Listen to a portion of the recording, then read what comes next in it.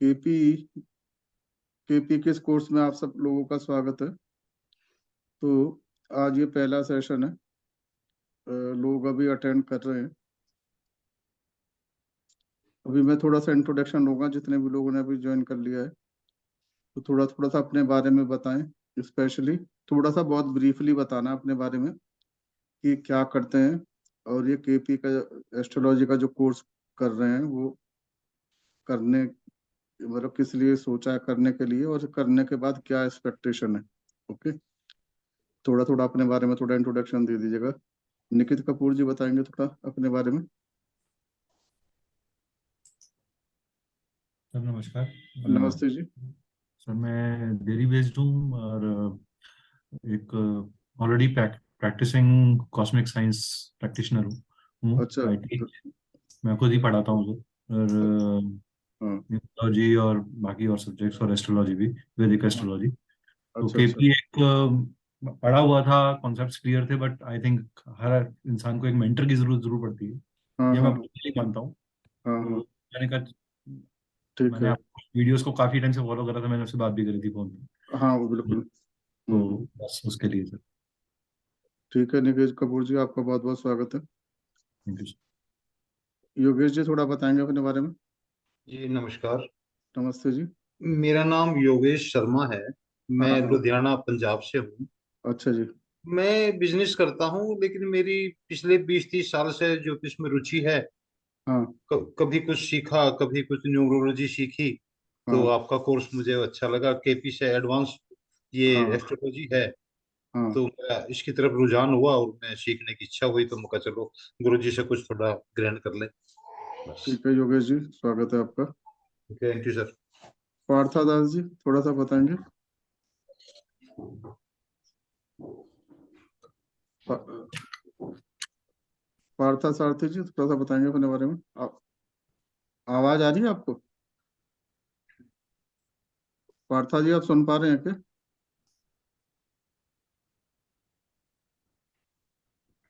पार्था जी आप शायद सुन नहीं पा रहे हैं। ओके ठीक है। जब आपका जब आप सुन पाओ तो जब मैं आपसे पूछूंगा। अभी मैं फिर दूसरे स्टूडेंट पार्टिसिपेंट की तरफ चलता हूँ। समीक्षा जी थोड़ा सा बताएंगे अपने बारे में। हेलो सर, मेरा नाम हाँ समीक्षा पवार है। मैं हाँ। नागपुर से हूँ और मैं प्रोफेशनल वास्तु कंसल्टेंट हूँ। मेरा अच्छा। ऑफिस भी है। हाँ हाँ। तो मुझे अच्छा। एस्ट्रोलॉजी में स्टार्ट करना था, तो मैंने हाँ सोचा कि केपी से ही स्टार्ट किया जाए, तो बिल्कुल इसलिए मैंने बिल्कुल। ये कोर्स ज्वाइन किया। ठीक है। नहीं, आपने बिल्कुल सही सोच रखी अपनी।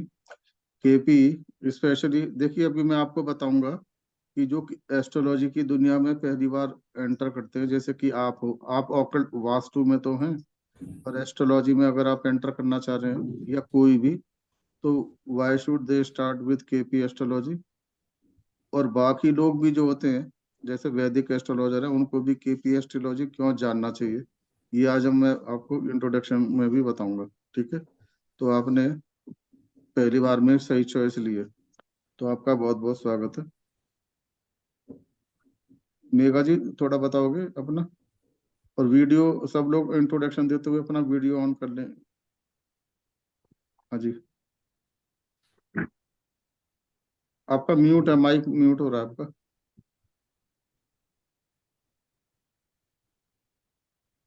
हेलो अंकल, मेरा नाम मेघा है। मैं दिल्ली बेस्ड हूँ।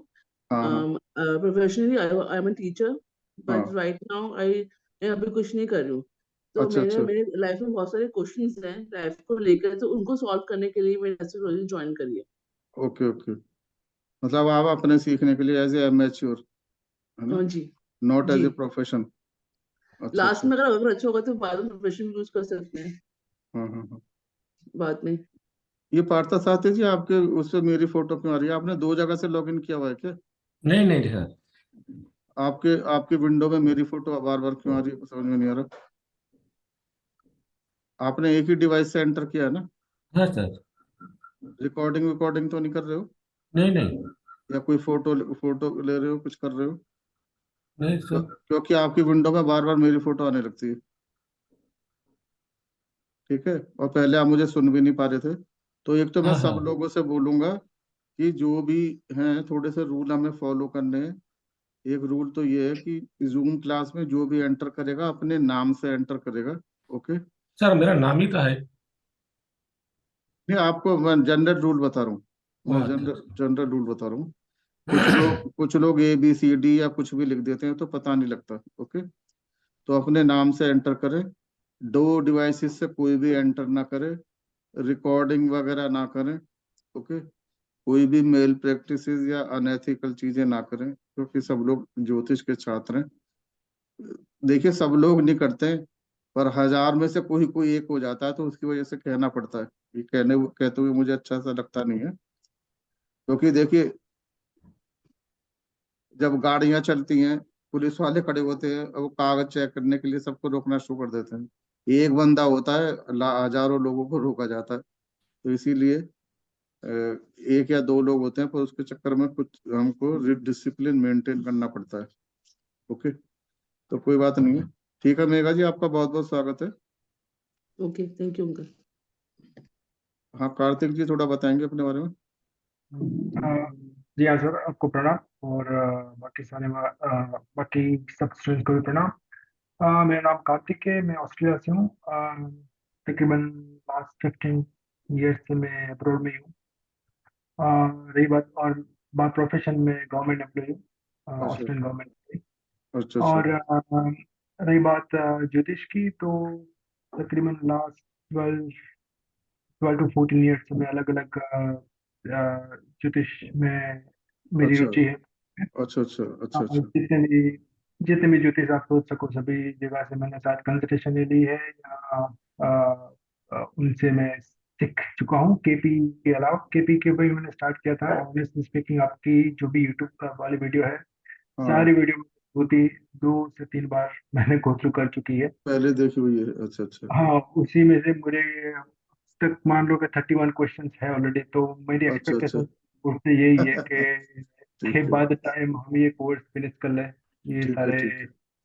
और चलिए बस वास्तु वगैरह भी मैं महावास्तु वगैरह मैंने सीखा हुआ है बस। चलिए और बस कार्तिक जी, यू आर मोस्ट वेलकम। तो पार्था जी थोड़ा बताएंगे अपने बारे में। मैं पार्थ सावंत दास फ्रॉम कोलकाता। हाँ So I am assistant engineer of Kolkata Municipal Corporation. हाँ So जी। I have no idea in KP astrology. Okay, ठीक है, कोई बात नहीं। वो तो आइडिया नहीं है KP का, तो आप इस सीखने के लिए आए हैं, तो वो आप सीख ही लेंगे। ओके। तो आपका बहुत स्वागत है। Thank you, sir. राविक जी थोड़ा सा बताएंगे।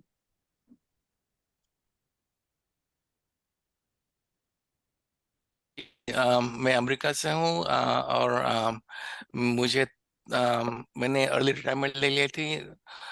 छोटा बड़ा कुछ कॉन्ट्रैक्ट लेता हूँ आजकल, और वैदिक एस्ट्रोलॉजी में रुचि रखता हूँ और केपी जानना चाहता हूँ। प्लैनेट्स, हाउसेस, भाव, उसका थोड़ा बहुत पता है, हाँ हाँ। और ज्यादा सीखना चाहता हूँ। रविक जी अपना माइक थोड़ा वीडियो ऑन कर सकते हैं, अगर कोई इशू ना जी, हो। मैं किया था। Let me see. Okay okay okay okay, okay. Yes yes, great. Okay Ravik ji, thank you very much thank you. And welcome and welcome. Ranjit Rao ji, Ranjit ji, Very good evening, sir. I am from mike, Bangalore. ये video on कर लीजिएगा। जी, एक minute. My name is Ranjit Rao. I am from Bangalore. Yes. Been practicing Vedic astrology for nearly 10 years now. My interest is in financial astrology. So I would अच्छा like to learn KP system. I think this will be more precise and precision when timing the markets. So I would like to learn, and then try to see if I can implement the techniques in financial astrology. ठीक है, सही है, ठीक है। Financial astrology में भी help करेगा, क्योंकि इन दिस जी, session you will learn all about this houses, जी, planet, rashis. Okay. right, sir. Yeah. ठीक है रंजीत जी, आपका स्वागत है। Thank you, sir. गजेंद्र जी थोड़ा सा बता दीजिएगा अपने बारे में। Hello sir. सो मेरा नाम गजेंद्र है, मैं सॉफ्टवेयर इंजीनियर हूँ राजस्थान हाँ जोधपुर से। हाँ हाँ। जस्ट फॉर हॉबी मैं इसको सीख रहा हूँ, मेरी हॉबी है इसकी तरफ। So I just wanted to start from the KP astrology. Okay okay, ठीक है गजेंद्र जी, स्वागत है आपका। हरिंदर जी थोड़ा सा बता दीजिएगा। Namaskar, sir. First of all, I won't be able to switch on my video. The reason is there is some problem in the laptop, तो ओके, वो तो नहीं कर पाऊंगा. कोई But बात नहीं. मैं ये कोर्स लेना चाहता हूँ just because of my passion in astrology, और हाँ, मैं इसमें बहुत डीप जाना चाहता हूँ. और अभी तक मैंने कोई फॉर्मल ट्रेनिंग नहीं लिया except the previous one, the planetary transit course which I am still continuing with you. हाँ, हाँ. वही अभी है. और नेट से ही जो मैंने थोड़ा बहुत सीखा है, planetary positions and all this thing, that is all my knowledge and I want to go deep into it. ठीक है अरिंदर जी, आपका बहुत बहुत स्वागत है. Thank you sir. देखिए, मेरा नाम सुनील दीक्षित है. मैं वैसे तो बाय प्रोफेशन मैं शुरू से सॉफ्टवेयर में ही रहा हूँ, अलग अलग जगह पे. पर मैं ऑकल्ट साइंस में जो रुचि थी वो शुरू से ही थी, बिल्कुल बचपन से ही आप कह सकते हो, बचपन से ही थी. और अभी करीब 8-10 साल से मैं पूरी तरह से ऑकल्ट साइंस की एजुकेशन की, मतलब इधर की तरफ से मेरा झुकाव शुरू से बहुत ज्यादा था. अब 8-10 साल से मैं करीब करीब इसी लाइन में पूरी तरह से फोकस्ड हूँ. तो जो कुछ सीखा है मैंने एस्ट्रोलॉजी के फील्ड में, फाइनेंशियल एस्ट्रोलॉजी के फील्ड में, वास्तु के फील्ड में, वैदिक एस्ट्रोलॉजी, इतना बड़ा वास्ट फील्ड है, समुंदर है. तो टाइम टू टाइम मैं कुछ ना कुछ कोर्सेज कराता रहता हूँ, स्पेशली केपी एस्ट्रोलॉजी, वास्तु, एस्ट्रोवास्तु और फाइनेंशियल एस्ट्रोलॉजी. इसके मेरे कोर्सेज लगातार चलते ही रहते हैं. और बीच बीच में मैं कोई एक टॉपिक के ऊपर वर्कशॉप भी कंडक्ट करता रहता हूँ, क्योंकि कोई अगर एक एस्ट्रोलॉजी करे तो ये बहुत बड़ा फील्ड होता है, सालों साल आप पढ़ते रहो, पर फिर भी इसमें स्पेशलाइजेशन चाहिए होता है किसी खास सब्जेक्ट में. जैसे किसी की रुचि प्रोफेशन में और एजुकेशन में है, कोई कोई जो है रिलेशनशिप में अपनी एक्सपर्टाइज करना चाहता है, कोई कोई हो सकता है कि वो मेडिकल एस्ट्रोलॉजी के अंदर अपनी अपने को अपनी एफिशिएंसी बढ़ाना चाहते हैं. तो एक एक वर्कशॉप में एक एक टॉपिक पे भी करता रहता हूँ. वो 7 दिन, 8 दिन, 9 दिन की डिपेंड करता है कौन सा टॉपिक पे चलती रहती है. जैसे आजकल एक मेरी वर्कशॉप चल रही है गोचर के ऊपर, ट्रांजिट. तो वर्कशॉप का फायदा ये होता है कि उस पर्टिकुलर टॉपिक की डिटेल्ड नॉलेज पड़ जाती, मिल जाती, हम लोग इकट्ठा कर सकते हैं. क्योंकि जब हम 2 साल के कोर्स करते हैं, बड़े बड़े कोर्स करते हैं, तो सारे टॉपिक पढ़ते तो है, पर कोई भी कोर्स में डिटेल में जाने में नहीं जा पाते हैं.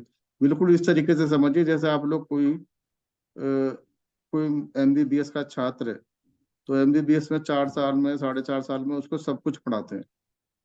उसको हार्ट भी पढ़ाएंगे, लीवर भी पढ़ाएंगे, किडनी भी पढ़ाएंगे, बॉडी के सारे पार्ट के बारे में पढ़ाएंगे. ओके. पर एमबीबीएस के बाद फिर एमडी भी करता है. फिर वो कहेगा जी मुझे तो हार्ट स्पेशलिस्ट बनना है, तो 3 साल का डीएम करेगा.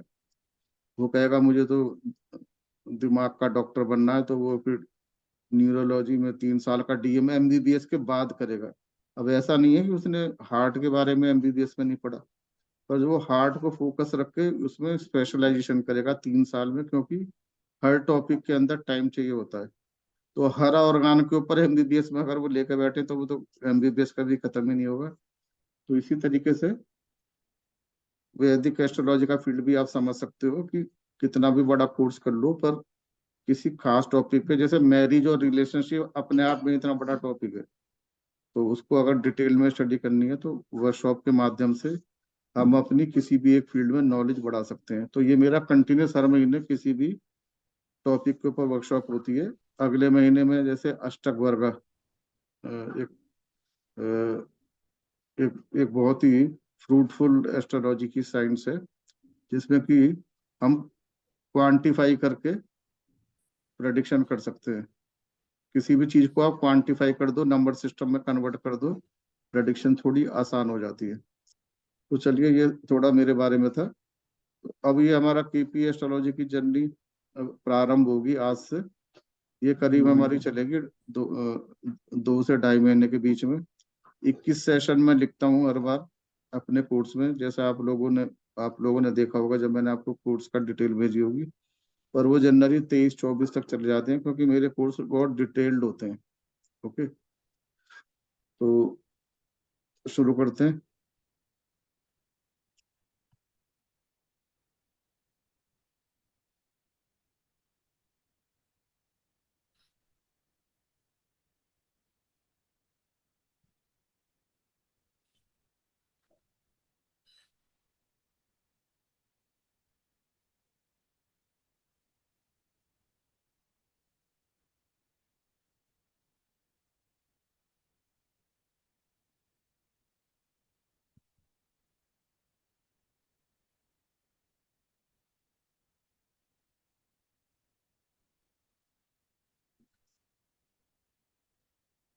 अच्छा, प्रेजेंटेशन आप सबको दिख रहा है? Yes sir. Yes, Yep. sir. देखिए, हम शुरू करते हैं गणेश जी की वंदना के साथ। वक्रतुंड महाकाय सूर्यकोटि समप्रभः निर्विघ्नं कुरु मे देव सर्व कार्येषु सर्वदा। ये अपने हर कोर्स में मैं लोगों को बताता हूँ कि गणेश जी की वंदना करनी चाहिए। ज्योतिष के क्षेत्र में हम कोई भी कोर्स या कुछ भी कार्य शुरू करते हैं, वैसे तो हमारे सनातन धर्म में गणेश जी की पूजा सर्वप्रथम करी ही जाती है। ये हर तरह की बाधाओं को दूर करने वाले गणेश जी ही माने जाते हैं। ओके, परंतु ऑकल्ट साइंस में के जो मेन डीटी हैं वो हमारे गणेश भगवान जी हैं। ऑकल्ट साइंस का जो प्लैनेट होता है वो केतु होता है। ओके, लोग कह सकते हैं कि बुध होता है, बृहस्पति होता है, शनि होता है, उन सब के अपने अपने रोल होते हैं।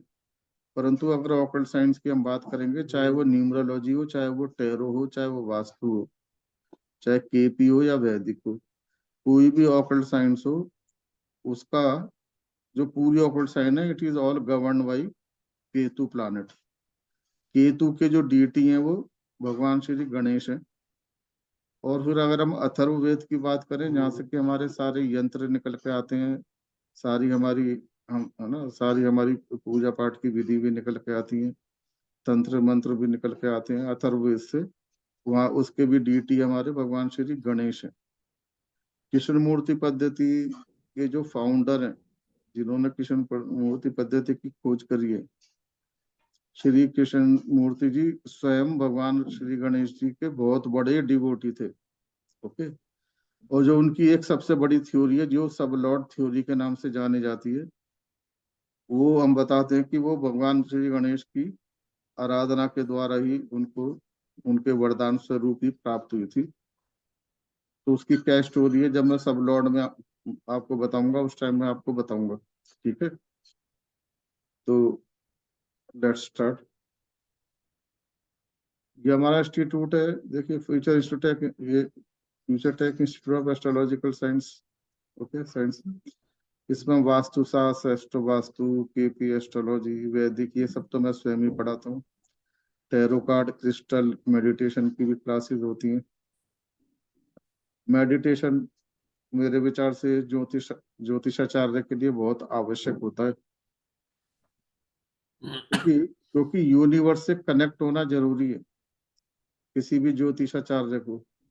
एस्ट्रोलॉजी की जो साइंस है, इसके अंदर रूल्स हैं, इसके अंदर फ्रेमवर्क है, परंतु ये साइंस होते हुए भी ये फिजिक्स और केमिस्ट्री वाली साइंस नहीं है, ये एक डिवाइन साइंस है। डिवाइन साइंस होने के कारण इसके अंदर डिवाइन की हेल्प होनी भी आवश्यक है। इसके अंदर फिजिक्स और केमिस्ट्री की तरह फॉर्मूला नहीं है कि ये फॉर्मूला लगाया रिजल्ट आ गया। फिजिक्स की तरह, इक्वेशन की तरह दो वेरिएबल की वैल्यू रख दी, तीसरे वेरिएबल की वैल्यू आ गई, फॉर्मूला लगा दिया, हर बार फॉर्मूले में वैल्यू पुट करी, हर बार आंसर आ गया। इसके अंदर हमारे जो ऋषि मुनियों ने पीढ़ी दर पीढ़ी गुरु शिष्य परंपरा से जो उनकी ऑब्जर्वेशन थी, उनको वो नोट करते रहे कि प्लानेट की ये पोजीशन थी, जहां तक कि कुंडली के अंदर प्लानेट इस राशि में थे, इस नक्षत्र में थे, ये लग्न थी, तो उसके ऊपर ये प्रभाव पड़ा। 1000 कुंडलियों में अध्ययन करा, उसके शिष्य ने अध्ययन करा, उन्होंने कहा मैंने भी ये पाया, मैंने भी 1000-10,000 कुंडली में स्टडी करी, मैंने भी 80% कुंडलियों में ये ही पाया। ओके, तो इस तरीके से ज्योतिष ग्रंथ बनता चला गया। ओके, पर इसका कोई भी रूल ऐसा नहीं है कि सीधा एक रूल लगाया और उसका सीधा एक आंसर आ गया। ओके, इसमें हमको डिवाइन से कनेक्ट होना जरूरी है। अब आप कहोगे डिवाइन से कैसे कनेक्ट हो? डिवाइन से कनेक्ट होने का भी पता हमको एस्ट्रोलॉजी में कुंडली के हॉरोस्कोप से ही पता लगता है। जैसे अब आगे आके हम समझेंगे, किसी का 9th हाउस कुंडली के अंदर अगर संबंध बना रहा है, या आपके वो जागृत है नवाग्रह, तो ऐसे लोग जो है सुपर कम्युनिकेशन उनका अच्छा होता है, इंट्यूशन अच्छा होता है। ओके, वो जो भी बात है उनको पहले से ही उनको उसका आभास होना शुरू हो जाता है। तो ऐसे लोगों को ज्योतिष के जो रिजल्ट है वो और भी ज्यादा परफेक्ट आते हैं। तो कुछ लोग तो पैदा ही होते हैं हाई इंट्यूशन के साथ, परंतु इसको हम अपनी साधना के द्वारा, लगातार मेडिटेशन के द्वारा भी हम अपने को थोड़ा सा एनलाइटन कर सकते हैं। पूर्णतः कुंडली जागृत वगैरह होना वो तो बहुत बड़ी चीजें होती हैं, पर फिर भी हम एनलाइटनमेंट की तरफ अपना कदम बढ़ा सकते हैं मेडिटेशन के द्वारा, जो कि बहुत हेल्प करती है एस्ट्रोलॉजी में। वास्तु एस्ट्रोलॉजी वगैरह ये सब तो मैं कराता ही हूँ, और मेरा प्रोडक्ट है वास्तु टेक के नाम से, जो कि पूरा वास्तु के बारे में। पहले लोगों को ऑटोकैड इंजीनियर्स के पास जाना पड़ता था अपना वास्तु कराने के लिए।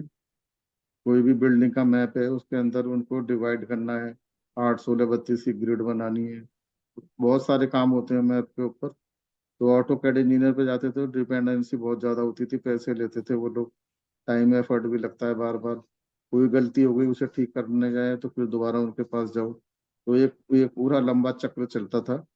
और फिर ऑटोकैड इंजीनियर तो एक मैकेनिकल टूल है मशीन डिजाइनिंग वगैरह करने के लिए, वो तो हेल्प कर देता है, पर वो वास्तु कंप्लायंट तो है नहीं। वो तो बस आप डिवीजन वगैरह कर सकते हो। तो ये जो प्रोडक्ट है हमारा वास्तु टेक, ये पूरी तरह से वास्तु कंप्लायंट है, वास्तु के लिए ही बना है।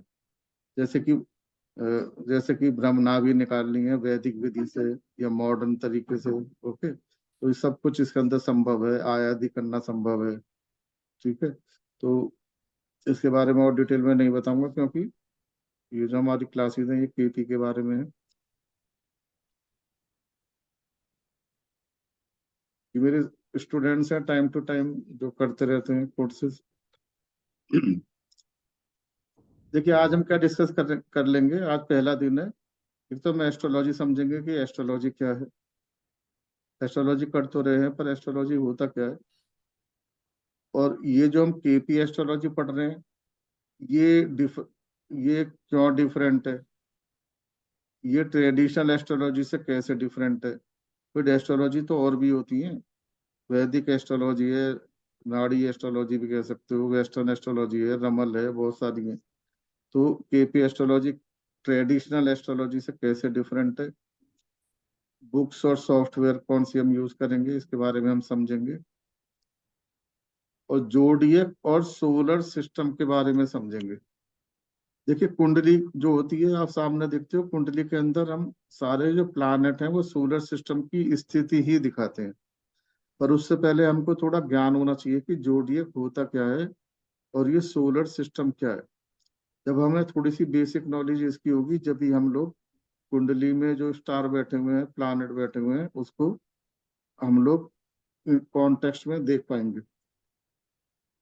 फिर वो जोडियक को हम कैसे राशि और नक्षत्रों में डिवाइड करते हैं, ओके, तो ये आज हम समझेंगे। सब लॉर्ड थ्योरी जो एक फेमस थ्योरी है कृष्णमूर्ति जी की, उसके बारे में समझेंगे। नक्षत्र को जो सब में डिवाइड करते हैं उसके बारे में समझेंगे।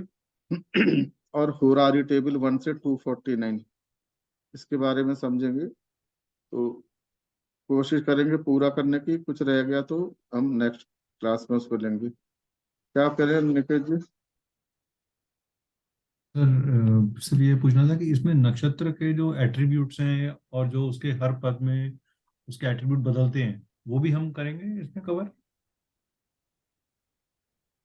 पद की देखिए वो सब लेंगे जिसकी जरूरत है केपी के अंदर, ओके। तो केपी के अंदर नक्षत्र को पद की जगह उसको 9 भागों में डिवाइड करते हैं, जिसको सब कहते हैं। हाँ हाँ ठीक है। तो इसमें ठीक है। सब की इम्पोर्टेंस है, पद की इम्पोर्टेंस नहीं है। अच्छा नहीं, ठीक है। अगर है तो बहुत कम है। बट सर नक्षत्र के एट्रीब्यूट्स को हम डिस्कस करेंगे क्या? नक्षत्र के एट्रीब्यूट्स को ये डिस्कस करेंगे कि उसका लॉर्ड क्या है। इसमें लॉर्ड से मतलब है, देखिए वैदिक में इसमें फर्क है। इसमें समझ यह गया। है कि इसमें यह है कि तीनों नक्षत्र हैं, मृगशिरा, चित्रा, धनिष्ठा, 3 नक्षत्र है, तीनों के लॉर्ड मंगल है। ये तो इम्पोर्टेंट। कोई प्लानेट मृगशिरा, चित्रा, धनिष्ठा में जा रहा है तो वो मंगल के नक्षत्र से ठीक जा है रहा है, तो समझ में आ गया। वो तो हमें मंगल से ज्यादा मतलब है, ओके। और फिर वो नक्षत्र के कौन से डिवीजन में जा रहा है। 9 डिवीजन होते हैं। आप तो 4 पद की बात कर रहे हो, हम उससे 4 पद से भी आगे निकल जाएंगे। हम उसको 4 डिवीजन की जगह 9 डिवीजन में बात करेंगे। ओके, तो ये वैदिक से इसीलिए तो डिफरेंट है। ओके, तो वो भी हम समझेंगे कि वैदिक क्यों इतनी कॉम्प्लिकेटेड हो जाती है। वैदिक बहुत एक्यूरेट है, सारी सब कुछ वैदिक के ऊपर ही डिपेंडेंट है, परंतु क्यों उससे प्रेडिक्शन करने में कठिनाइयां आने लगती हैं। ठीक है, तो ये थोड़ी सी डिफरेंट है। ठीक है,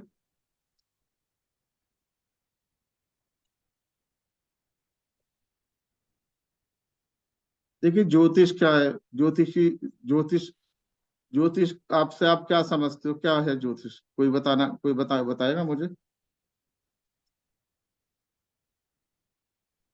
ज्योतिष तो हम कर रहे हैं, ज्योतिष क्या है? देखिए इसको इसको बृहद होरा शास्त्र में एक ही लाइन में बहुत खूबसूरती से हमारे जो सेज हैं, 12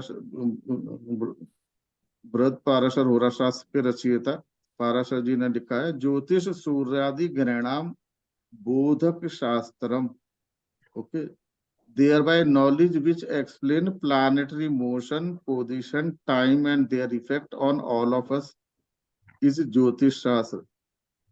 अब इसको हम कैसे डिफाइन करें? मतलब ये है कि जब जातक पैदा हुआ है, जिस टाइम जातक पैदा होता है, कॉर्ड कटिंग हुई। देखिए सुनिए, ये बंद करिए अपने को, पार्था जी म्यूट कर लीजिए। सब लोग अपने को म्यूट रखें।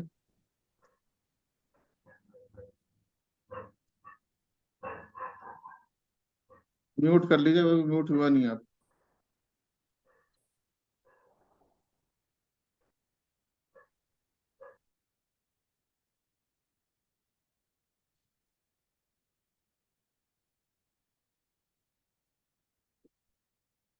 देखिए ज्योतिष का रोल कहाँ शुरू होता है?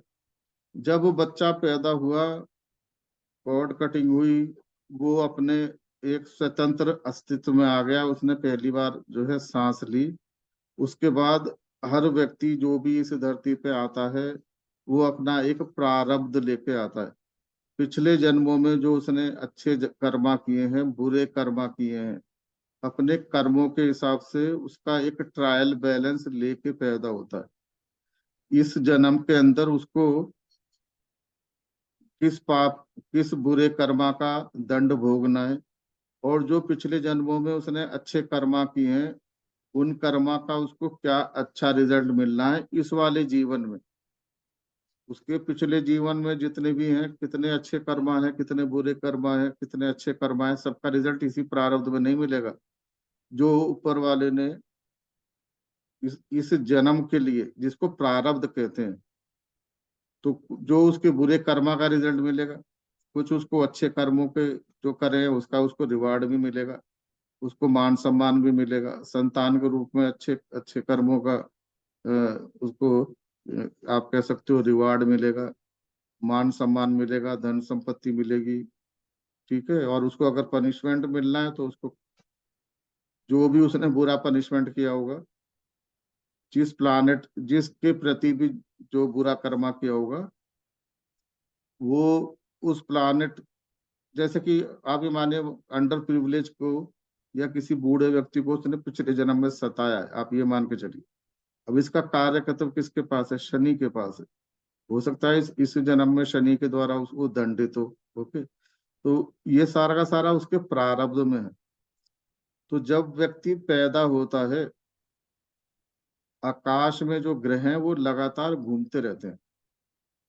आकाश में जो जोडियक है अभी हम आगे समझेंगे, पर इसमें जो 9 प्लानेट है वो निरंतर गति करते रहते हैं।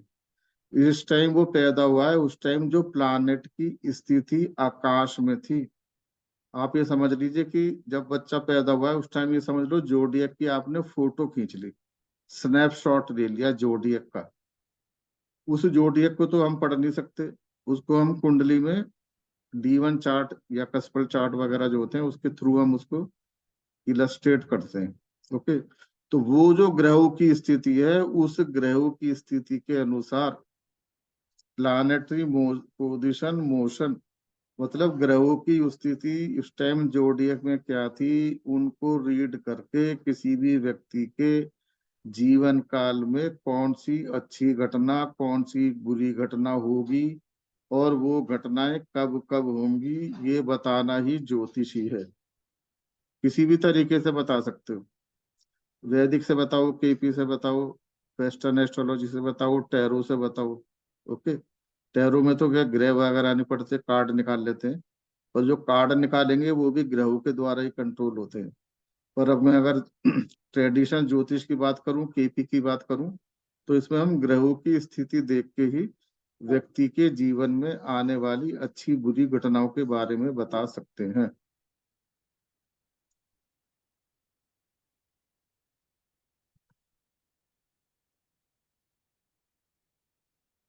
देखिए, वैदिक एस्ट्रोलॉजी शुरू में थी, आज से वैदिक काल से है, गुरु शिष्य परंपरा से बढ़ती रही, कहीं साउथ में चली गई, ईस्ट में चली गई, वेस्ट में चली गई, अलग अलग जगह पे जाके उसका फिर अलग अलग तरीके से विकास हुआ, उसकी अलग अलग शाखाएं हो गई, कहीं नाड़ी के नाम से आई, फिर कहीं पे जैमिनी के नाम से जाने जाने लगी, फिर है ना। तो सबने अपने अपने सूत्र उसमें जुड़ते रहे, बाद में धीरे धीरे न्यूमरोलॉजी आ गई, टैरो कार्ड आ गया, ये सब भी एक तरीके से सब कुछ ये एस्ट्रोलॉजी है, क्योंकि बताते तो ये सब भविष्य के बारे में ही है। उसी की तरह से केपी एस्ट्रोलॉजी भी एस्ट्रोलॉजी का ही एक पार्ट है, ये अपने आप में बहुत यूनिक है, और आज के टाइम में ये बहुत कॉन्टेम्परेरी टाइम में ये बहुत ज्यादा रेलिवेंट है, क्योंकि ये मॉडर्न है, इसकी खोज अभी हुई है, इसी शताब्दी में हुई है। तो इसके अंदर आज के जो सब्जेक्ट हैं, आज का जो एजुकेशन सिस्टम है, आज का जो समाज है, उसके उसके बारे में हम बहुत सारे प्रश्नों के उत्तर दे सकते हैं। देखिए, देश काल पात्र के साथ सब कुछ बदलता है, और ज्योतिष का एक नियम है कि ज्योतिष हमेशा जब देखी जाती है तो देश, काल और पात्र को पहले सामने रखा जाता है। मतलब कौन से देश के बारे में आप, व्यक्ति कौन से देश का रहने वाला है, कौन से काल की बात हो रही है।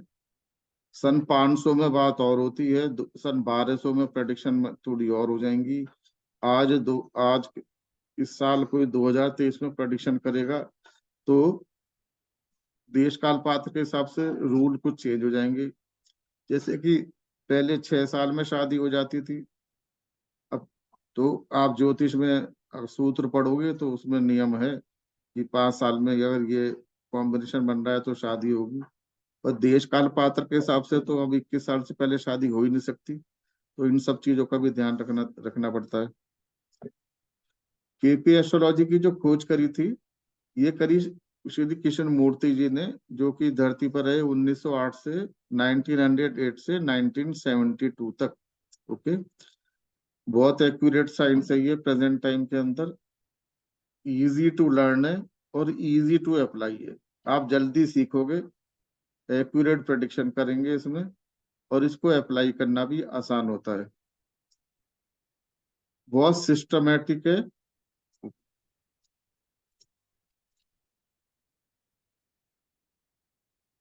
देखो, थोड़ा सा मैं यहाँ बताऊंगा इस स्लाइड में व्हाट इज केपी एस्ट्रोलॉजी। इसमें से कुछ टर्म्स ऐसी हैं जो हम आगे जाके डिटेल में पढ़ेंगे, तो कुछ चीजें हैं उस जो आपको लग सकती हैं कि अभी समझ में नहीं आई, पर ये क्या है, एक तरीके से इसकी बैकबोन है, तो इसके बारे में मैं हल्का हल्का सा बताऊंगा, और आगे आने वाले सेशंस में आज से ही हम इसके बारे में डिटेल से हमको यही सब पढ़ना है। ओके, देखिए, केपी सिस्टम में एस्ट्रोलॉजी के अंदर जो सबसे ज्यादा इम्पोर्टेंस दी जाती है वो नक्षत्रों को दी जाती है।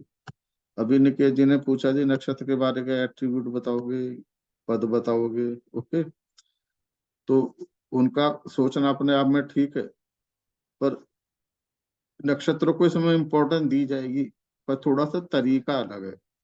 ओके, तो prime importance given to the star constellations. Okay,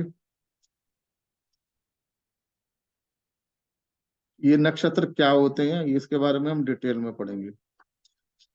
ये जो नक्षत्र हैं इनको हम 9 भागों में डिवाइड कर देते हैं। ये जो 9 भाग, हेलो, हर नक्षत्र को हम 9 भाग में डिवाइड करते हैं और हर भाग जो होता है वो सब कहलाता है। ओके, अभी किसी को नक्षत्र के बारे में नहीं पता तो उसे परेशान होने की जरूरत नहीं है। अभी इसी सेशन में मैं आज ही आपको बताऊंगा नक्षत्र क्या होते हैं। ओके,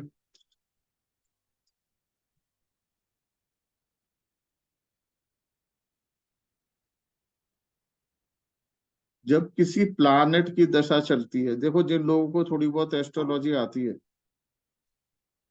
कितने किसे किसे आती है एस्ट्रोलॉजी, वैदिक की थोड़ा ज्ञान है, देखिए कोई मुझे बताए, जब वैदिक एस्ट्रोलॉजी के अनुसार कोई भी प्लानेट की जब दशा, अंतरदशा या प्रत्यंतर दशा चलती है तो वो कहाँ के रिजल्ट देगा? वैदिक जहाँ के पे हिसाब वो बैठा है और हाँ, जिन घरों को देख रहा है और कौन से राशि में बैठा है वो। बहुत कुछ देखता है पर प्राइमरी मुख्य रूप से प्लानेट कौन से घर में बैठा है वहां का रिजल्ट देता है और किस हाउसेस का वो लॉर्ड है। ओके, किस हाउस का वो लॉर्ड है और कहाँ वो बैठा हुआ है वहां के रिजल्ट देता है। परंतु केपी एस्ट्रोलॉजी में हम क्या कहते हैं? केपी एस्ट्रोलॉजी में हम कहते हैं कोई भी प्लानेट की जब दशा चलेंगी तो वो अपने दशा काल में जिस नक्षत्र में वो बैठा है, वो नक्षत्र लॉर्ड जिस हाउस में बैठा है और जिस हाउस का ओनर है उसका रिजल्ट मुख्य रूप से देगा। ये थोड़ा एक डिफरेंस आ गया केपी एस्ट्रोलॉजी के अंदर, क्या समझे? ठीक है, तो ये थोड़ा सा आपको मैं क्या एक तरह से टेलर दिखा रहा हूँ, नहीं समझ रहे हो तो कोई चिंता की बात नहीं है, आज पहला ही सेशन है, ये बहुत डिटेल में हम लोग पढ़ने वाले हैं। दूसरी चीज क्या मैंने इसके अंदर ऐड हुई, हमने बोला हर नक्षत्र को हम 9 हिस्सों में डिवाइड करते हैं और हर हिस्सा एक सब कहलाता है। सब, हिंदी में उसको उपनक्षत्र कहते हैं। तो ये जो सब होते हैं इनके भी कुछ ना कुछ प्लानेट लॉर्ड होते हैं। तो नक्षत्र का जो सब का लॉर्ड है वो बताता है कि रिजल्ट अच्छे मिलेंगे या बुरे। ओके, तो मुख्य रूप से इसमें 3 चीज बन गई। जिस प्लानेट की दशा चल गई उसको तो हम कह देते हैं सोर्स प्लानेट, वो रिजल्ट कहाँ के देगा? अपने नक्षत्र लॉर्ड के रिजल्ट देगा, और जो उसको रिजल्ट मिलेंगे वो अच्छे होंगे या खराब वो सब लॉर्ड का स्वामी बताएगा। तो ये 3 तरीके से हमारी केपी एस्ट्रोलॉजी चलती है। ओके, और ये ही आप समझ लो इसी नियम ने केपी एस्ट्रोलॉजी की दुनिया में आप कह सकते हो रेवोल्यूशन लेके आए थे, और एक नई पद्धति हमें पता लगी थी जिससे कि बहुत फास्ट प्रेडिक्शन, एक्यूरेट प्रेडिक्शन हम लोगों ने, कृष्णमूर्ति जी ने इस दुनिया को प्रदान करी थी। ओके,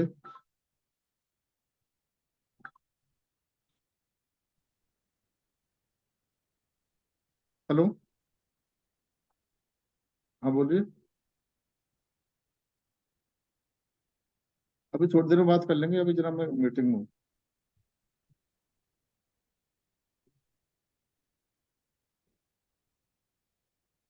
हाँ कार्तिक जी बताइए। सर एक क्विक क्वेश्चन था। तो ये जो फोर्थ पॉइंट और फिफ्थ पॉइंट में लिखा है कि दैट प्लैनेट सब, तो कौन से प्लैनेट का सब? जो प्लैनेट सोर्स प्लैनेट है उसका सब, या जो उसका स्टार लॉर्ड है उसका सब? अभी अभी इतना डिटेल में मत अभी सब प्लैनेट का सब लॉर्ड भी काम करते हैं, ठीक है, और हाउस के सब लॉर्ड भी काम करते हैं, सबका लॉर्ड है। अभी जो मैं जिस कॉन्टेक्स्ट में बात कर रहा हूँ, अभी हम प्लैनेट के सब लॉर्ड की बात कर रहे हैं। जिस प्लैनेट की दशा चल रही है उस प्लैनेट, वो ओके प्लैनेट अपने नक्षत्र लॉर्ड का रिजल्ट देगा और उस प्लैनेट के सब लॉर्ड बताएगा कि रिजल्ट अच्छे हैं या बुरे हैं। ओके, सर अभी मैंने कुछ डिटेल नहीं बताया है। ओके, तो जब इसको डिटेल में पढ़ेंगे उस टाइम और क्वेश्चन हम लेंगे, ठीक है।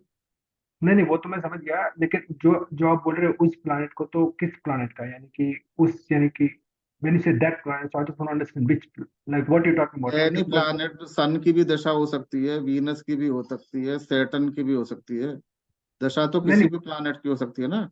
तो जनरल वो बता तो रहा हूँ मैं, जनरल आपको बता रहा हूँ। कोई भी प्लैनेट, एनी प्लैनेट, किसी की अगर सैटर्न की दशा चल रही है, हाँ ठीक है, और वो पुनर्वसु नक्षत्र में बैठा है, तो गुरु बृहस्पति के ग्रह, नक्षत्र में हो गया ना। तो हाँ बृहस्पति जहाँ पे बैठा है और जहाँ का लॉर्ड है वहां के रिजल्ट देगा। ओके। ठीक है और जिस प्लैनेट, ओके, और उस प्लैनेट का सब लॉर्ड क्या है उसकी पत्री के अंदर, उसके लॉर्ड की स्थिति के अनुसार उसको रिजल्ट अच्छे और बुरे मिलेंगे। ठीक है। ओके।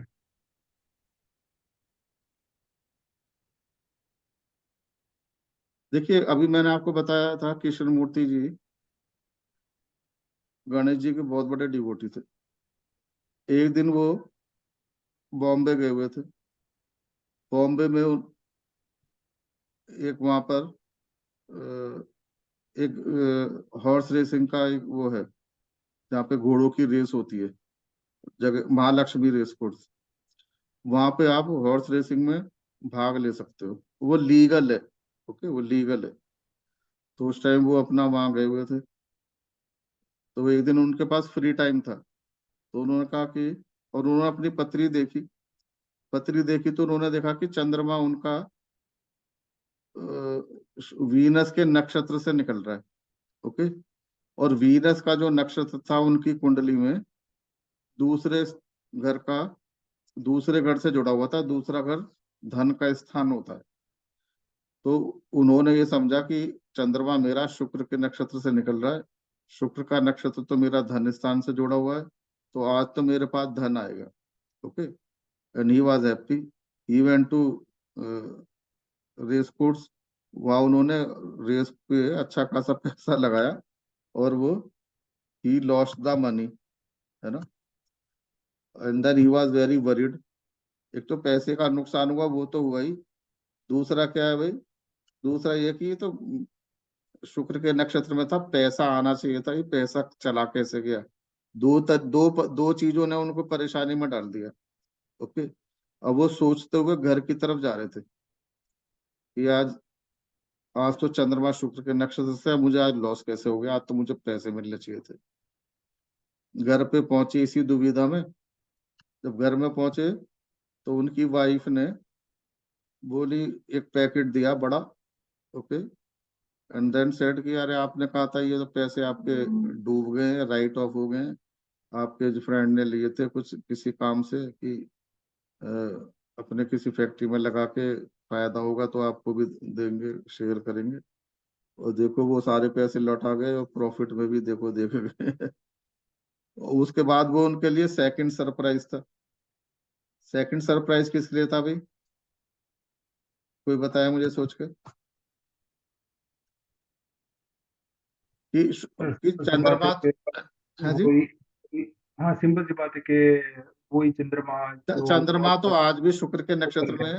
हाँ अभी तो मुझे हार गया और घर पे आया हूं, तो अभी तो मैं पैसा हार गया और चंद्रमा अभी भी शुक्र के नक्षत्र में ही, और आज ही मुझे पैसा जो है फायदा भी हो गया। वो फिर एक अनएक्सपेक्टेड गेन्स और अनएक्सपेक्टेड लॉसेस का रीजन। नहीं, अनएक्सपेक्टेड वाली बात नहीं है। मतलब हाँ, पैसा तो मिला ना उन्हें, वहां पैसा हार गए, वो पैसा मिला।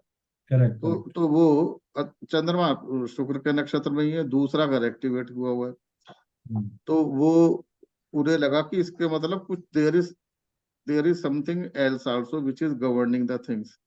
ऐसा नहीं है कि वो चंद्रमा शुक्र के नक्षत्र में है, कुछ और भी चीजें हैं जो कि चीजों को चला रही हैं।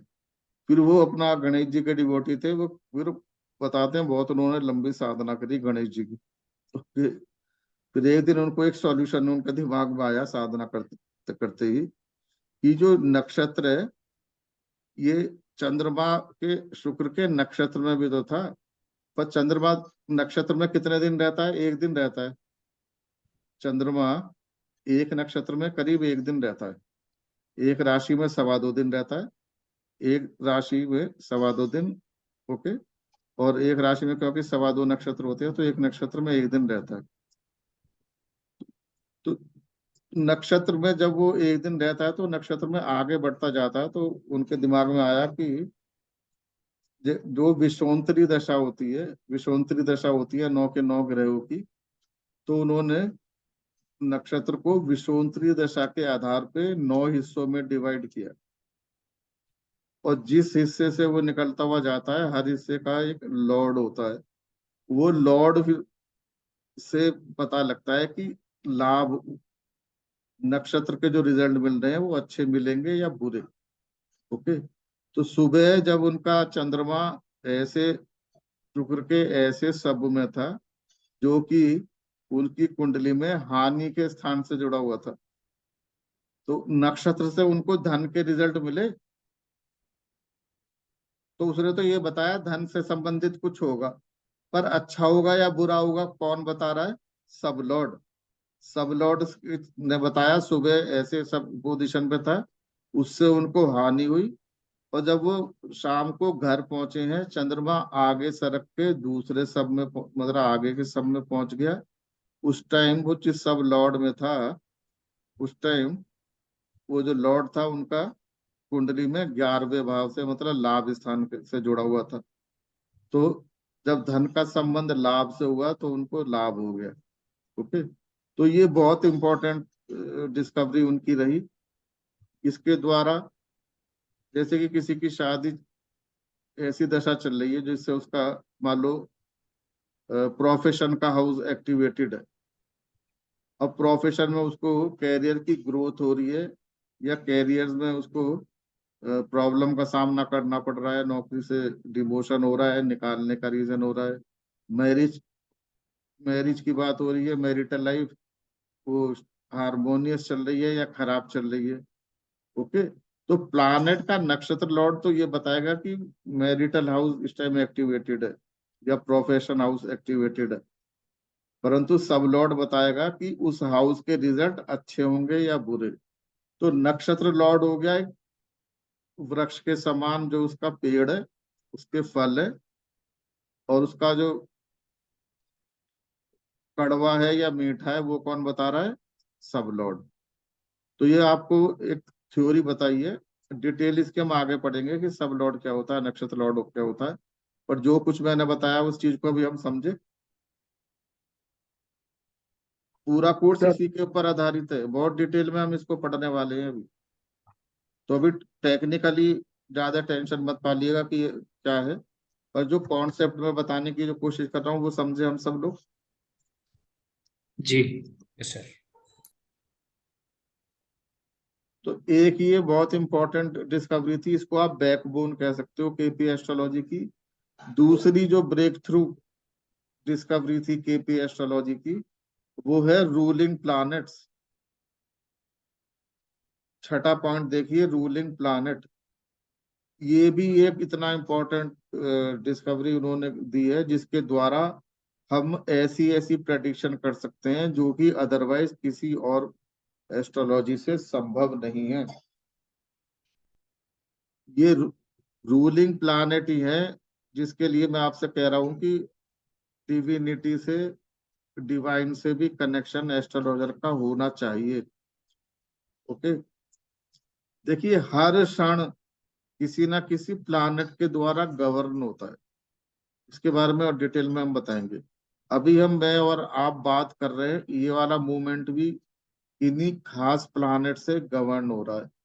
इस टाइम कौन सा लग्न उदित है, लग्न का लॉर्ड कौन है, नक्षत्र लॉर्ड कौन है, इस समय पे चंद्रमा कहाँ कौन से राशि में है, कौन से नक्षत्र में है, आज कौन सा दिन है, उसका लॉर्ड, ये सब मिलके इस मूवमेंट को गवर्न कर रहे हैं। इस टाइम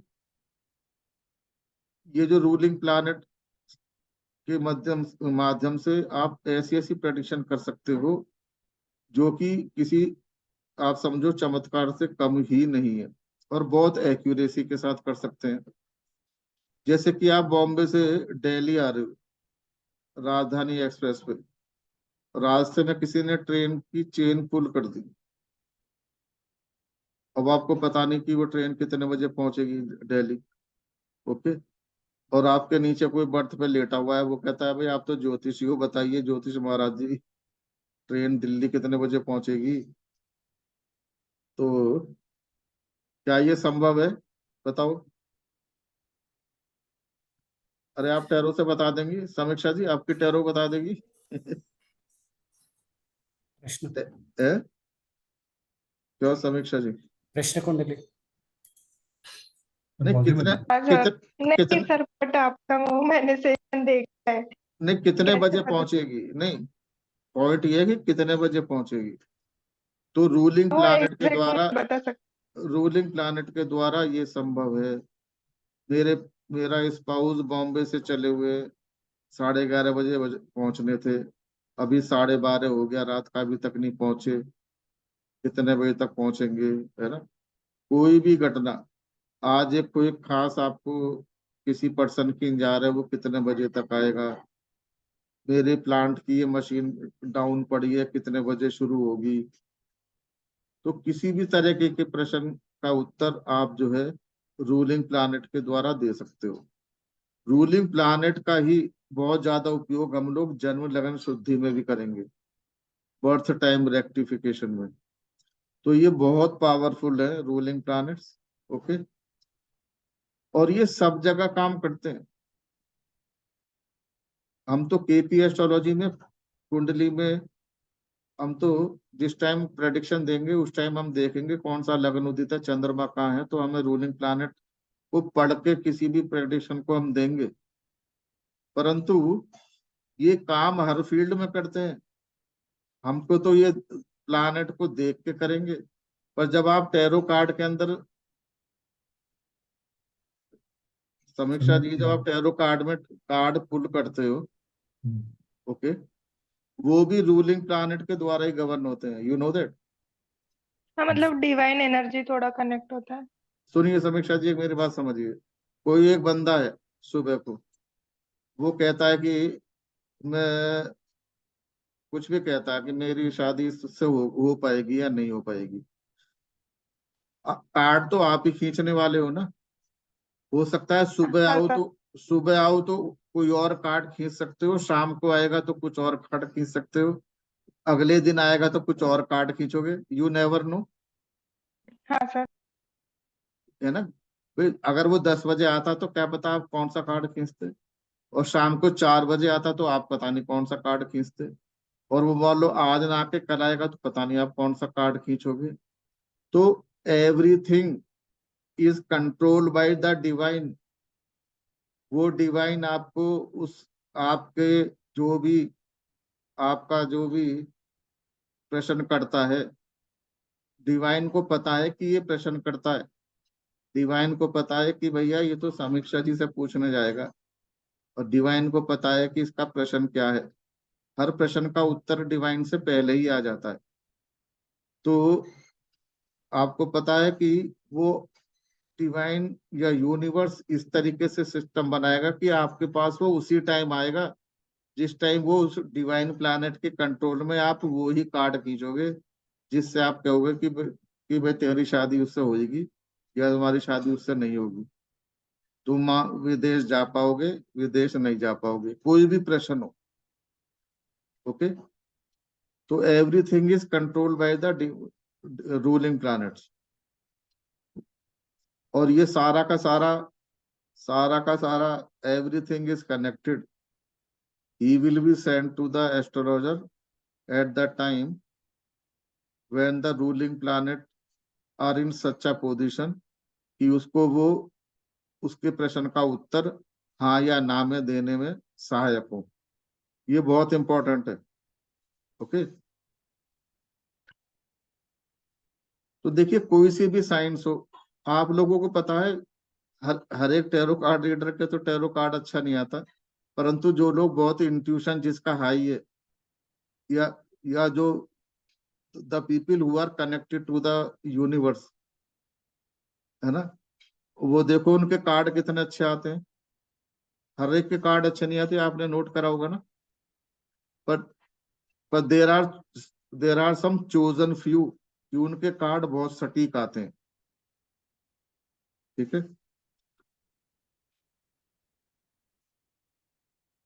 चलिए कोई प्रश्न है अभी तक? सर मैंने तो अभी के रूलिंग प्लानेट की पतरी बनाई बैठ के, टाइम लेकर अभी गई। नहीं निखिल जी, वो ठीक है, चलिए आप करते रहिए, इट इज गुड। पर बिल्कुल देखिए, आराम से चलिए, सब ठंडा करके खाइए, ओके, गरम गरम करके अपना मुंह मत जलाइए। ये कहने को ये एक स्लाइड है, पर ये पूरी स्लाइड, ये पूरा केपीए मैं आपको बता रहा हूँ। करेक्ट है।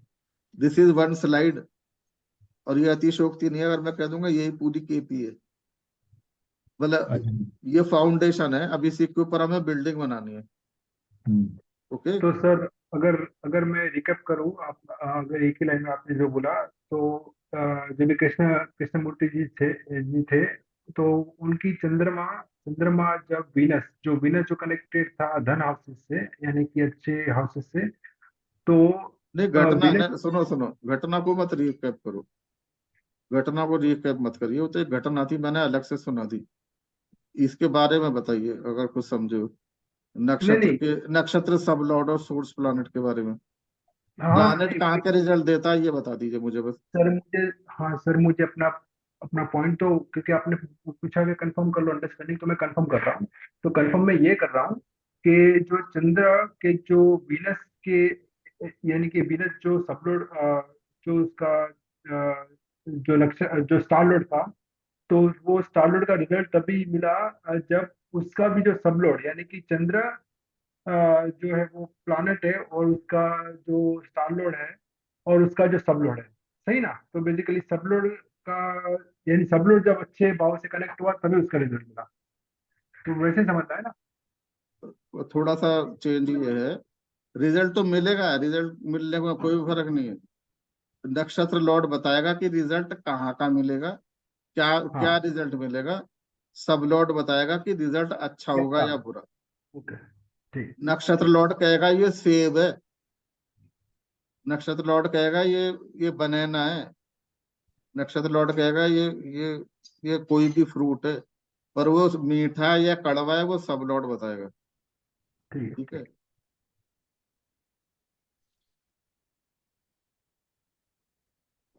अंकल मुझे थोड़ा समझ में टाइम लगेगा, क्योंकि मेरे को बिल्कुल भी नॉलेज नहीं है इसकी। समझ में आ रहा है पर धीरे धीरे समझ में आ रहा है। अभी कुछ नहीं है, अभी तो अभी समझ लिए, मैंने कुछ एक्सप्लेन नहीं किया है, अभी मैंने आपको एक होता है ना ब्रॉड ओवरव्यू, जी जी। मैंने वो बताया है, सब तो लॉर्ड को मुझे बहुत समझने कुछ में। ऊपर से भी जा रहा है अंकल, क्योंकि मुझे कुछ नॉलेज नहीं है पृथ्वी बच्ची के बारे में, कुछ भी नॉलेज नहीं है। देखिए जब चीज शुरू होती है, कुछ जी चीजें ऐसी होती हैं वो शुरू में बतानी होती है जी है ना, जी क्योंकि ये जी मैंने आपको एक झलक दिखाई है कि हम क्या पढ़ेंगे। अब जी। आप इसी को पढ़ के सब समझ जाओगे तो फिर आपको आपको आगे से पढ़ने की जरूरत ही नहीं है, फिर तो टाटा बाय बाय, चलो कोर्स खत्म अंकल हो आप गया। नोट्स भी देंगे ना पढ़ने के लिए? अरे बात तो सुन लो, पहली बात तो जी खत्म, जी मिलेगा तो सब कुछ जो मैं कहना चाह रहा हूँ वो तो समझिए ना, जब समझोगे ही जी नहीं तो फिर तो समझोगे ही नहीं। जी किताब को जो मैं भेजूंगा उसको पढ़ लोगे, पर जो मैं वो समझा रहा हूँ वो तो अभी समझा सकता हूँ। अब जी आपने जी एक जी चीज कही मेरे समझ में नहीं आ रहा, उसके प्रश्न का उत्तर तो दे लो। जी अगर जी। ये स्लाइड आपको समझ में आ गई फिर आपको आगे पढ़ने की जरूरत नहीं है, कोर्स खत्म हो गया आपके लिए, मैं ये करूँ। हाँ थोड़ा बहुत समझ में आ गया, नक्षत्र समझ में आ गई कि सब प्लैनेट्स क्या होते हैं, वो थोड़ा समझ में आ गई। नक्षत्र हमारा मेन प्लैनेट होता है, जिसके जो जो हमको वो मिलते हैं रिजल्ट, वो सब प्लैनेट देते हैं हम लोगों को, कि अच्छी मिलेंगे या बुरे मिलेगा। हाँ ठीक है, चलिए जी अभी इसको हम बहुत डिटेल में पढ़ेंगे। ठीक जी है, ठीक है अंकल। चलिए। केपी एस्ट्रोलॉजी क्या है? केपी एस्ट्रोलॉजी के द्वारा हम कोई भी प्रेडिक्शन, कोई भी इवेंट के बारे में किसी मिनटों में कर सकते हैं, कितनी भी बड़ी घटना हो छोटी घटना हो उसके बारे में हम बहुत जल्दी, बहुत क्विकली कर सकते हैं, और वो घटना कब घटित होगी। सबसे पहले तो कोई कहे जी मेरी संतान होगी या नहीं, तो ये बताना कि होगी या नहीं, यस और नो। होगी तो कब होगी, मतलब किस साल होगी, किस महीने में होगी और किस दिन होगी। और कुछ इवेंट जिसमें टाइम भी चाहिए तो टाइम भी बता सकते हैं, जैसे मैंने आपको बताया कि स्पाउस कितने बजे घर पहुंचेगा, कितने बजे घंटी बजेगी, 8:06 पे, या रूलिंग प्लैनेट की सहायता से, जैसे कि बर्थ टाइम रेक्टिफिकेशन, किसी को अपने जन्म के बारे में संशय है, वो कहता है जी मैं तो 8 और 9 के बीच में पैदा हुआ हूँ, तो हम बता सकते हैं कि भैया आप, वो कहता अगर मैं 8 और 9 के बीच में पैदा हुआ हूँ कि आप 8:22 पे पैदा हुए हो। इतनी एक्यूरेसी से हम प्रेडिक्शन कर सकते हैं केपी की सहायता से। ओके, इसकी खूबसूरती क्या है? देखिए, कृष्णमूर्ति जी जो थे वो वैदिक एस्ट्रोलॉजी के प्रकांड पंडित थे। उसके बाद उन्होंने वेस्टर्न एस्ट्रोलॉजी का भी बहुत डीप अध्ययन करा हुआ था, और उन्होंने नाड़ी एस्ट्रोलॉजी का भी बहुत डीप अध्ययन करा। तीनों अपने अपने इंडिपेंडेंट साइंसेज हैं, तीनों से रिजल्ट आते हैं, ऐसा नहीं है कि रिजल्ट नहीं आते। परंतु उन्होंने पाया कि वैदिक एस्ट्रोलॉजी बहुत वास्ट है, इसको सीखने में सालों साल लगते हैं, 10-10 साल, 15-15 साल, उसके बाद भी प्रोफिशिएंसी नहीं आती। और इतना ज्यादा वास्ट है, इतने ज्यादा कॉन्ट्रडिक्शन है, उसको यूज करने के लिए बहुत टाइम चाहिए, बहुत साधना चाहिए, और है सब कुछ वैदिक पे आधारित। तो वो चाह रहे थे कि मुझे ऐसी पद्धति दूं जिसके सहायता से वैदिक यूज तो हो, और जो उसकी ऐसी चीजें हैं जो लोग पढ़ते तो रहते हैं पर उसका यूजेज बहुत कम है, तो वो उसको कैसे सरल बनाया जाए।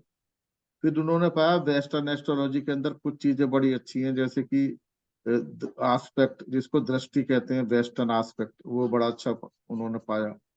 नाड़ी के अंदर उन्होंने नंबर सिस्टम जो कन्वर्ट कर देते हैं नंबर्स में, तो नंबर, जब कोई भी चीज नंबर में कन्वर्ट हो जाती है तो प्रेडिक्शन करनी बड़ी आसान हो जाती है। कोई भी चीज जब सब्जेक्टिव होती है, जिसमें कई सारे रूल लग रहे हैं, उसमें से डिसीजन लेके बताने में डिफिकल्टी आती है। पर अगर नंबर सिस्टम है कि भैया ये वाले नंबर आ रहे हैं तो ये होगा, ये नंबर आ रहे हैं तो ये होगा, तो रिजल्ट देने में आसानी होती है। तो उन्होंने वैदिक की बेस्ट प्रैक्टिसेस, नाड़ी की बेस्ट प्रैक्टिसेस और वेस्टर्न एस्ट्रोलॉजी की बेस्ट प्रैक्टिस, तीनों को जोड़ के एक नए सिस्टम की रचना करी, जो कि कृष्णमूर्ति पद्धति के नाम से जाना जाता है। ओके, तो KP astrology is a combination of all three sciences, वैदिक, नाड़ी एंड वेस्टर्न।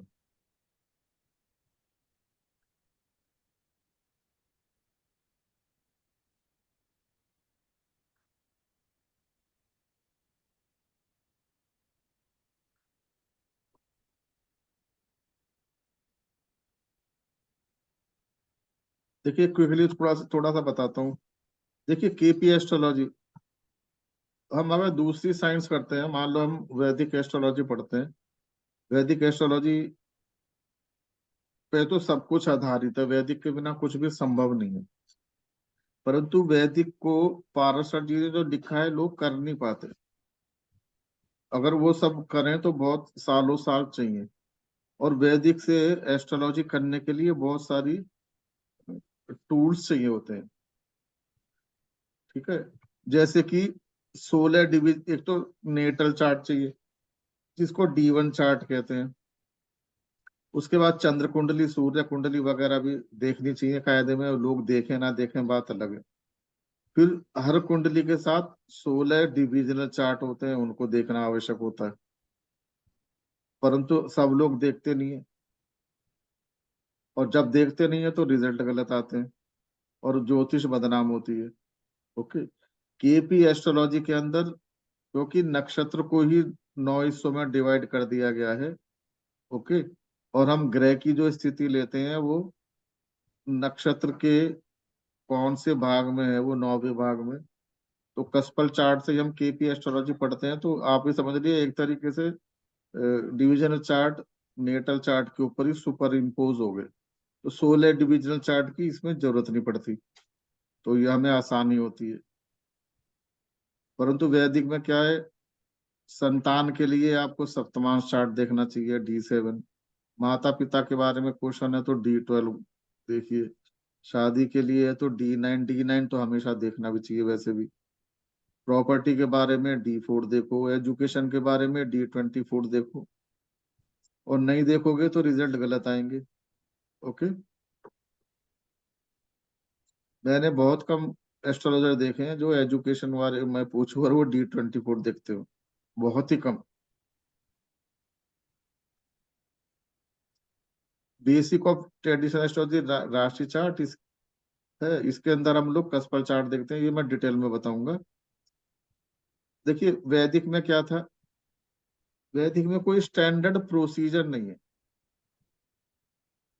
जिसका जैसे मन करे वो वैसे चार्ट को देखता है, क्योंकि जो इसके अंदर सूत्र है वो गुरु शिष्य परंपरा के अनुसार वो लिखते चले गए, पर उसमें ये नहीं है कि एक स्ट्रक्चर्ड वे में एक मेथोडोलॉजी जो होती है ना वो एक डिफाइंड नहीं है, क्योंकि ये बहुत एंशियंट सिस्टम है।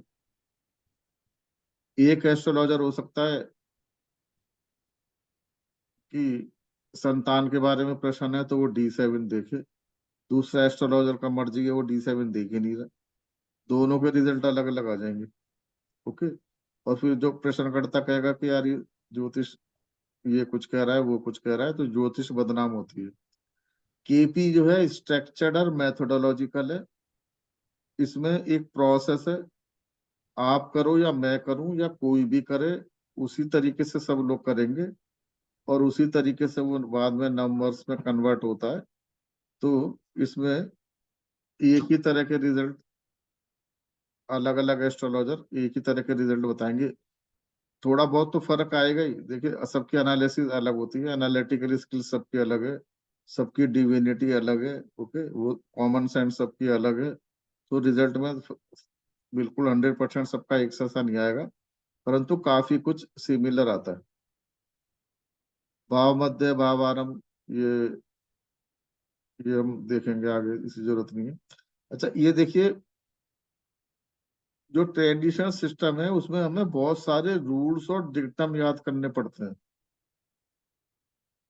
किसी भी तरह की घटना हो, जैसे कि शादी होएगी तो उसके बहुत सारे के रूल हैं, फिर उसकी दूसरा विवाह तो नहीं है, दूसरा विवाह के लिए बहुत सारे रूल होंगे, फिर इसका डाइवोर्स तो नहीं है, डाइवोर्स के लिए फिर 50 रूल, लव मैरिज है अरेंज मैरिज है उसके अलग रूल है ना। तो हर घटना के लिए 50-50 100-100 रूल होते हैं। उसके बाद फिर डिक्टम्स होते हैं। डिक्टम का मतलब ये है कि धनु लगन की कुंडली के अंदर चंद्रमा यहाँ है, बृहस्पति यहाँ है, और ठीक है, और उसको ये देख रहा है तो ऐसा होगा। तो इस तरह के नियम याद करने बहुत डिफिकल्ट होते हैं, परंतु केपी एस्ट्रोलॉजी में हमें कुछ याद करने की जरूरत नहीं पड़ती, ये सब कॉन्सेप्ट बेस्ड है। अगर हमने कॉन्सेप्ट समझ लिए तो किसी भी घटना को हम, किसी भी घटना के बारे में हम प्रेडिक्ट कर सकते हैं। क्वेश्चन बदल जाएगा, क्वेश्चन से संबंधित भाव बदल जाएंगे, प्लानेट बदल जाएंगे, परंतु जो प्रोसेस है it will remain the same. Okay, तो अगर हमने एक दो भी इवेंट को सॉल्व करना सीख लिया एंड टू एंड, तो हम कोई भी घटना को बहुत जल्दी से सीख सकते हैं। ठीक है, और केपी के अंदर हम बहुत, क्योंकि हम लोग नक्षत्र को 9 हिस्सों में डिवाइड कर देते हैं। ओके, तो बहुत छोटा सा छोटा भी डिफरेंस होगा ना, अगर ट्विंस की भी जन्म पत्री होंगी तो भी हम, कई बार आप देखोगे जुड़वा बच्चे होते हैं, एक बच्चा एकदम अलग होता है, दूसरा बच्चा एकदम अलग प्रकृति का होता है। ठीक है, तो वो उनकी अगर आप देखोगे D1 चार्ट एक सा बनेगा। ओके, काफी सारे चार्ट उसके एक से बनते हैं, परंतु वो कस्पल चार्ट में ये चीजें पकड़ में आ जाती हैं। जुड़वा होते हुए भी उनकी जिंदगी में वो पैदा तो जुड़वा हुए हैं, और उनके प्रारब्ध तो अलग अलग होंगे ना, उनके पिछले जन्म के कर्मों के अनुसार। रूप हो सकता है देखने में उनको बायोलॉजिकली रूप एक सा मिल गया हो, परंतु जो उनका प्रारब्ध है वो उनके कर्मों के हिसाब से डिसाइड होगा। और वो क्योंकि फर्क मान लो 3 मिनट का है, 2 मिनट का, 4 मिनट का फर्क है, वो ट्रेडिशनल एस्ट्रोलॉजी से पकड़ना बड़ा मुश्किल होता है।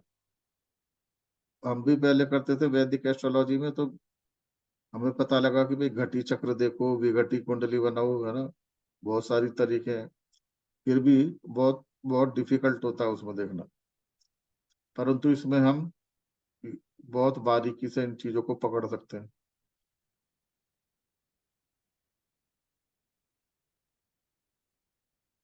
चलिए, एक 1 से 249 टेबल दी थी कृष्णमूर्ति जी ने, ये बहुत डिटेल में बताऊंगा, इसको अभी लेने की जरूरत नहीं है।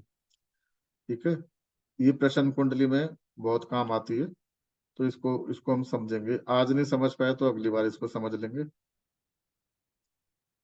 देखिए, अगर किसी को किताब पढ़ने का शौक है तो कृष्णमूर्ति की स्वयं के द्वारा लिखी हुई पुस्तकें हैं, सीरीज वॉल्यूम 1 से वॉल्यूम 6 तक, ओके, स्टेलर पब्लिकेशन की, वो पढ़ सकते हैं। वैसे तो मैं भी स्टडी मटेरियल आपको एक बुक दूंगा। बुक क्या मतलब? Study material PDF, okay. और इसमें आप इतना सीख लोगे, किताब की जरूरत पड़ती नहीं है। फिर भी कुछ लोग कहते हैं कि कुछ लोगों की हैबिट होती है पढ़ने की, तो वो KP reader series volume 1 to 6 पढ़ सकते हैं, क्योंकि ये स्वयं श्री कृष्णमूर्ति जी ने के द्वारा लिखी गई है। देखिए, आप लोगों को ये सॉफ्टवेयर तो मिलेगा ही, KP Star 1, इस सॉफ्टवेयर आपको फ्री मिलेगा। ये मैं आपको एक बार दिखा देता हूँ।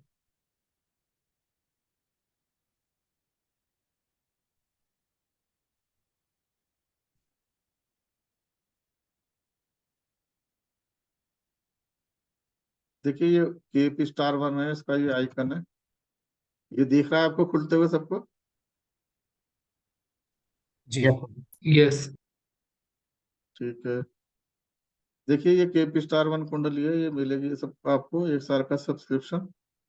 जब इसको हम खोलते हैं तो जिस टाइम हम खोलते हैं उस टाइम का चार्ट ऑटोमेटिक बना हुआ आता है। 18 जनवरी को देखिए, है ना, 20 का, ओके।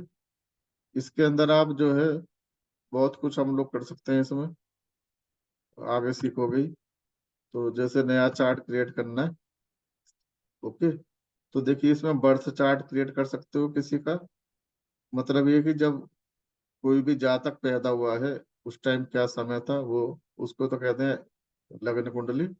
और दूसरा होता है होरारी चार्ट, ये प्रश्न कुंडली के लिए। तो यहाँ पे हम चॉइस कर सकते हैं कि हमें प्रश्न कुंडली क्रिएट करनी है या होरारी कुंडली, ओके। जैसे किसी ने कहा कि भैया मेरा प्रमोशन होगा या नहीं, और आप प्रश्न कुंडली से उसका उत्तर देना चाह रहे हैं, तो हम होरारी चार्ट क्रिएट सेलेक्ट कर लेंगे, ओके। और उसके जन्म कुंडली है तो बर्थ चार्ट से। तो बहुत सारे फीचर्स हैं, जब आप लोगों का डल जाएगा तो थोड़ा समझा दूंगा। जन्म लगन शुद्धि में भी हम इसको यूज करेंगे, बर्थ टाइम रेक्टिफिकेशन में भी यूज करेंगे, इवेंट फाइंडर में भी यूज करेंगे, ठीक है। और सारे सिग्निफिकेटर्स वगैरह इसमें निकल आते हैं। तो ये पूरा पावरफुल सॉफ्टवेयर है, ये आपको सभी को मिलेगा। ये जिसने ऑप्ट करा है, कुछ लोगों ने मुझसे बोल दिया था कि भैया हमारे पास पहले से ही है, ओके, तो उनको नहीं मिलेगा। अभी तो मैं इसको बंद कर रहा हूँ।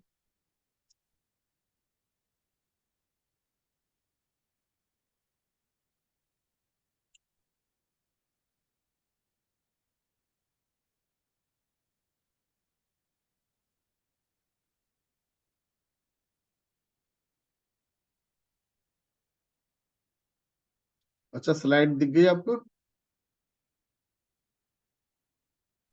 जी सर। जी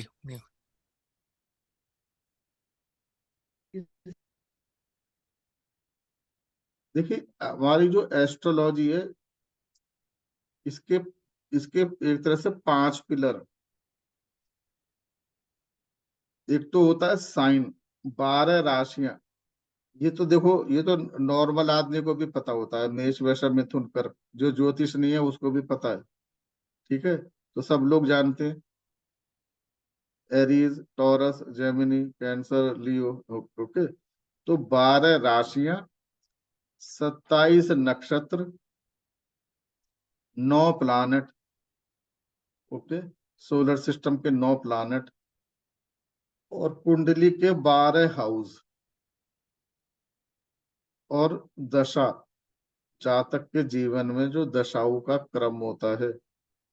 हर आदमी जब पैदा होता है, उस उसका चंद्रमा जिस नक्षत्र में होता है, उस नक्षत्र के लॉर्ड से उसकी दशा जीवन की प्रारंभ होती है और उसके बाद फिर विषांतरी दशाओं का एक निश्चित क्रम है, उस क्रम में फिर उसकी दशाएं चलती हैं, वो मैं आपको आगे बताऊंगा। तो 12 साइन, 27 नक्षत्र, 9 प्लैनेट, 12 हाउस और दशा भुक्ति अंतर, ये हमारे 5 पिलर हैं एस्ट्रोलॉजी के।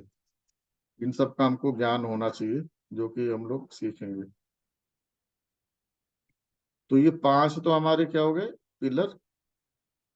डेलिनेशन प्रोसेस, कुंडली देखने का तरीका क्या है, फलित करने का तरीका क्या है, फलित करने का एक प्रोसेस होना चाहिए। कुछ लोग हैं कि कुछ लोग होते हैं गोचर ही बताना शुरू कर देते है ना, वो देखते ही नहीं है कि भैया प्रारब्ध है या नहीं, कुछ दशा भुक्ति अंतरा से बोलना शुरू कर देते हैं कि भाई ये दशा भुक्ति अंतरा है, ये तो विदेश वाले, ये तो 3-9-12 से जुड़ी हुई है, विदेश जाओगे। अरे विदेश कैसे जाओगे जब उसके प्रारब्ध में है ही नहीं। 5-11 की दशा चल रही है, संतान हो जाएगी। अरे संतान कहाँ से होगी जब प्रारब्ध में है ही नहीं। तो ये पूरा एक प्रोसेस है, इसी क्रम में देखना चाहिए। सबसे पहला हम करेंगे कि जो प्रश्न पूछा जा रहा है क्या वो इसकी जिंदगी में, इसके प्रारब्ध में वो है या नहीं। जिस घटना के बारे में वो पूछ रहा है वो घटना इसके जीवन में घटित होगी या नहीं। जहां तक कह रहा है कि मैं 37 साल का हो गया, मेरी शादी नहीं हुई, क्या मेरी शादी होगी या नहीं। तो सबसे पहले तो ये देखेंगे भैया इसकी कुंडली में शादी का योग है या नहीं। शादी का योग ही नहीं है तो फिर अगले 2 पॉइंट की क्या जरूरत ही नहीं है। फिर दशा भुक्ति अंतरा क्या करेगी और गोचर क्या करेगा। तो ये 3 स्टेप है किसी भी व्यक्ति की कुंडली देखने के लिए। सबसे पहला है कि घटना घटित होगी या नहीं। दूसरा है वो घटना कब घटित होगी, इसको कहते हैं DBA, दशा भुक्ति अंतरा।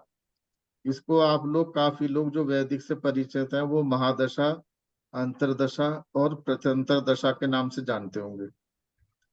कृष्णमूर्ति पद्धति में इसको हम दशा भुक्ति अंतरा कहते हैं। मतलब महादशा तो हो गई दशा, और अंतरदशा हो गई भुक्ति, और प्रत्यंतर हो गई अंतरा।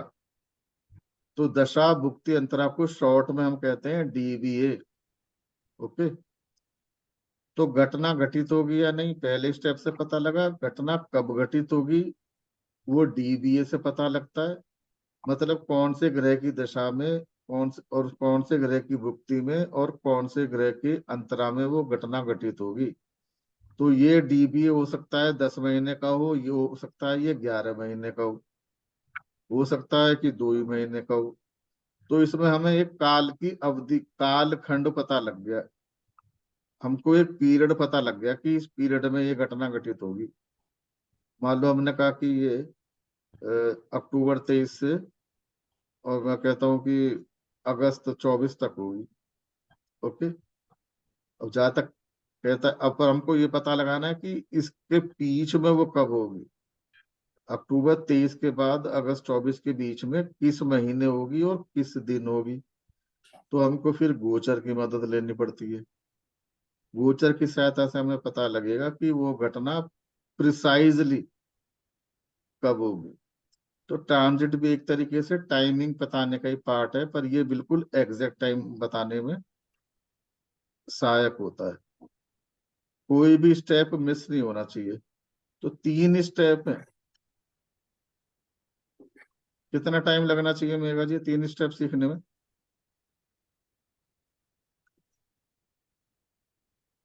कोई मुझे बताए कि ये 3 स्टेप सीखने में कितना टाइम लगना चाहिए। सर टाइम तो लगेगा। देखिए, कोई भी, चाहे आप वैदिक कर रहे हो, रमल कर रहे हो, है ना, आप चाहे केपी कर रहे हो, नाड़ी कर रहे हो, 3 ही प्रोसेस है। घटना का पता लगाना, घटना होगी या नहीं, फिर घटना कब होगी, किस कालखंड में होगी, और फिर गोचर से ये पता लगाना कि प्रिसाइजली किस दिन और किस महीने किस साल होगी। 3 स्टेप है। अब मुझे कोई जरा सोच के बताए कि इन 3 स्टेप को सीखने में कितना टाइम लगेगा।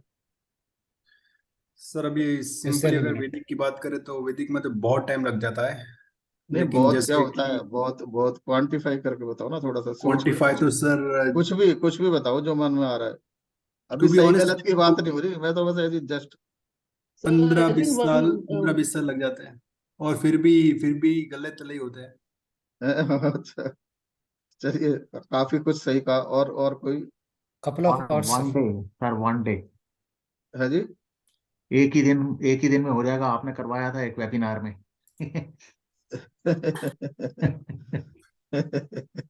You taught us to do it in one day. नहीं, ऐसा कुछ नहीं है भाई।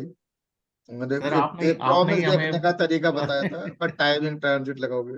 और बताओ, समीक्षा कुछ कहना चाह रही है, बताओ भी। सर प्रॉमिस तो 1 मिनट में देख लेंगे, अच्छा, लेकिन टाइम और ट्रांजिट के लिए मतलब 15 मिनट तो भी मतलब पकड़ के चलो केपी से। नहीं सीखने में। हाँ, 15 मिनट में सीख जाएंगे केपी। अरे भैया, रॉय साहब का नाम सुना है, जो इसके भारतीय विद्या भवन के फाउंडर और वो थे, के एन रॉय हैं? बहुत बड़े ज्योतिषाचार्य हैं। उनका मानना है कि ज्योतिष सीखने में ये तीन स्टेप पूरी ज्योतिष है। ये पूरी ज्योतिष है। इसे सीखने में 3 जन्म लगते हैं, 3 जन्म। आप कह रहे हो 15 मिनट, और इसको सीखने में लगते हैं 3 जन्म। ज्योतिष कभी आती नहीं है, ज्योतिष निरंतर सीखता ही रहता है आदमी। ठीक है, अपनी एफिशिएंसी बढ़ा सकता है। आज आपकी प्रेडिक्शन 50% पे है, 55 पे ले आओगे, 60 पे ले आओगे, 65 पे, 70 पे, 80 पे, मेडिटेशन सब कुछ कर दिया, 90 तक आ जाओगे। ओके, 100 पे तो कभी आओगे नहीं। 100 पे आ जाओगे तो फिर तो आप कहोगे ब्रह्मा जी की जगह मैं, समीक्षा जी कहेंगे ब्रह्मा जी की जरूरत है, मैं ही बैठ जाती हूँ। तो भगवान तो हम कभी बनेंगे नहीं जिंदगी में। तो 90% से ऊपर अगर प्रेडिक्शन आ रही है तो one should feel happy, more than happy. ठीक है ना? मैं तो कह रहा हूँ 78% भी प्रेडिक्शन कर रहे हो तो बहुत अच्छा है। तो इसके अंदर बहुत पेशेंस चाहिए ज्योतिष के अंदर। और हमें ये याद रखना है कि जो भी हम सीख रहे हैं, जो भी फॉर्मूला सीख रहे हैं, कुछ भी पत्थर की लकीर नहीं है। सब कुछ एक गाइडलाइन है आपको एक नतीजे तक पहुंचाने के लिए।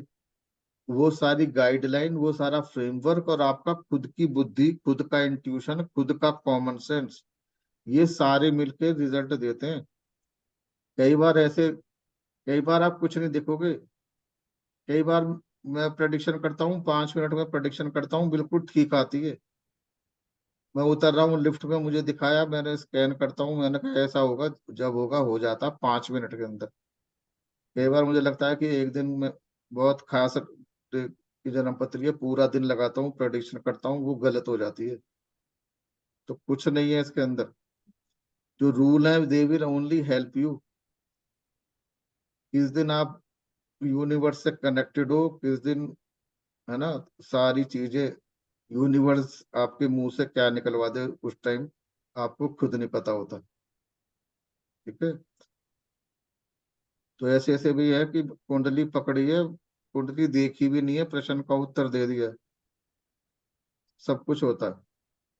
तो इसमें डिविनिटी, डिवाइन साइंस है, डिविनिटी का बहुत बड़ा रोल है। पर नेवरदलेस डिवाइन जब ही हेल्प करेगी जब हमें ये रूल्स पता होंगे, है ना। वो नहीं है कि आंख बंद करके ध्यान लगा के बता दिया, वो तो करेंगे नहीं। हम तो रूल रेगुलेशन से करेंगे। ओके, चलिए आज इतना छोड़ते हैं। आज ज्यादा आपके दिमाग में वो नहीं डालूंगा, प्रेशर, है ना। तो ठीक थोड़ा है सा सर, तो मैंने अभी क्लास अभी फ्राइडे को होगा ना नेक्स्ट क्लास? अब हमारी जो क्लासेस होंगी they will be on Tuesday and Fridays. आज की क्लास वेडनेसडे की करिए, क्योंकि पहली क्लास में अपने हिसाब से करता हूँ, एक जो भी मुहूर्त वहूर्त देख के, ठीक है। ठीक है। तो आज मैंने करी है ये, पर next class onward it will be on Fridays and Tuesday. तो आज बुध है, अगली क्लास परसों ही हो जाएगी, फ्राइडे को। ओके ओके, ठीक है। उसके बाद फिर ट्यूसडे को होगी। ओके, ठीक है, और लिंक और लिंक और पासवर्ड वो वगैरह सब सब सब सेम ही कुछ रहेगा? ग्रुप हर बार नहीं नहीं सेम नहीं रहेगा, हर बार अलग अलग आएगा। अच्छा ओके, अच्छा। हर बार अलग अलग आता रहेगा इसके अंदर। साथ साथ सब लोगों को मेहनत करनी है। ओके, मेहनत नहीं करोगे, सुन के लगता है कि सब आ गया, करने बैठोगे कुछ नहीं आने का, तो घबराने की जरूरत नहीं है, ऐसा ही होता है ना। पर कुछ नहीं करोगे तो फिर तो कुछ आएगा ही नहीं। तो अपने पे प्रैक्टिस करो, अपने रिश्तेदार की पे प्रैक्टिस करो। सबसे ज्यादा तो अपने अपने में अपने को जानते हो, अपने पे हाथ साफ करो। अपने नोन लोगों पे देखिए, एक एक चीज को देखिए, शॉर्टकट मत मारिए। शुरू की 5-6 क्लासेस कॉन्सेप्ट की होंगी। एक चीज सब लोग ध्यान से समझ लीजिए, पहली 5-6 क्लासेस प्योर कॉन्सेप्ट की हैं, और वो जरूरी है। वो ऐसी है, मैं उनको ना भी कराऊं, 7वें सेशन से कराऊं तो भी कोई दिक्कत नहीं है। पर एक बिल्डिंग होती है विदाउट फाउंडेशन, और एक बिल्डिंग होती है विद फाउंडेशन, इतना फर्क है। ठीक है, देखिए एक मैं घटना बताता हूँ। एक बार मैं कनॉट प्लेस से निकल के जाता था, मैं साल भर तक निकल के जाता रहा। कनॉट प्लेस पे एक बिल्डिंग है, बहुत ऊंची बननी थी, 30 मंजिल की। अच्छा, मैं 1.5 साल तक निकलता रहा, वो दुनिया भर के मजदूर काम कर रहे हैं, कुछ हो ही नहीं रहा उसके अंदर। ठीक है, तो मेरे साथ फिर एक दिन एक सिविल इंजीनियर था, फिर उसने बताया भैया ये पहले फाउंडेशन बन रही है इसकी। तो उसकी फाउंडेशन ही बनने में 1.5 साल लग गए उसके। तो वो जमीन से ऊपर आने में उसको, बिल्डिंग को देखने में 1.5 साल लगा, उस पूरा बेस तैयार करने में। जब वो बेस तैयार हो गया, उसके बाद वो बिल्डिंग फिर हर 20 दिन के अंदर नया स्लैब डालते हैं ना आजकल, तो फिर हर 20 दिन में वो, आप ये समझ लो हर 5 महीने में मुझे 5वीं मंजिल इस तरह से दिखने लगा। पर 1.5 साल तक वो जमीन से बाहर ही नहीं आया निकल। ओके, तो आप ये कल्पना करो, अगर वो फाउंडेशन नहीं होती, 30 मंजिल बनती, तो कितने दिन खड़ी रहती हो। ओके, तो इसलिए मैं आपको ये चीज मैं क्यों बताई, कुछ लोग थोड़े से विचलित हो जाते हैं, उन्हें लगता है केपी जल्दी से सीख के नंबर 7th का सब लॉट 2 7 11 13 शादी हो जाएगी भाई, इतना करके निकल जाओ।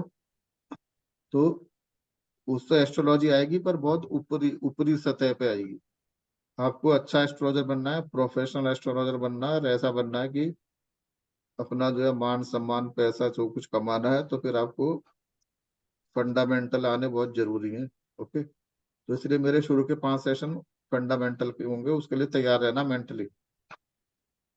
ठीक है, तो हम करें ऐसा ऐसा कुछ नहीं, पर हम ये समझेंगे सिग्निफिकेटर्स क्या होते हैं, उनको ड्राइव कैसे करते हैं। अब तो देखिए सारी चीजें सॉफ्टवेयर में निकल के आती हैं, पर वो सिग्निफिकेटर्स वो कैलकुलेट होकर कैसा है, वही सब हम चीजें समझेंगे।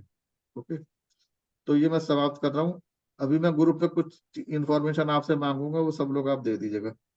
और केपी स्टार 1 कैसे आप अपने उस पर डलवाओगे वो भी बता दूंगा मैं आपको। ठीक है, ओके सर, थैंक यू। ठीक है, मैं समाप्त कर दूं आज का। ठीक है, thank you sir, thank you. Okay जी, good night, good night. Thank you sir. Uncle thank एक यू सर। सेकंड, अंकल हाँ, अंकल जो आज आपने पढ़ाया है, ये तो आप नोट्स भेजेंगे भी ग्रुप पे वाले? अरे ये नोट्स नहीं मिलेंगे, ये तो मेरे नोट्स हैं, ये मेरे ओके नोट्स हैं। मैं तो ये दिखा देता हूँ, मैं आपको अलग से एक पीडीएफ भेजूंगा अलग, ठीक है, जिसमें ओके कॉन्सेप्ट होंगे। ओके ओके, ये तो ओके आपको ओके इसकी वीडियो मिलेगी, तो जो आपने ओके सुना है बाद में वीडियो सुन के आप अपने नोट्स बना सकते हो। और ठीक है, ओके और एक स्टडी मटेरियल की एक बुकलेट में भेजूंगा आपको पीडीएफ।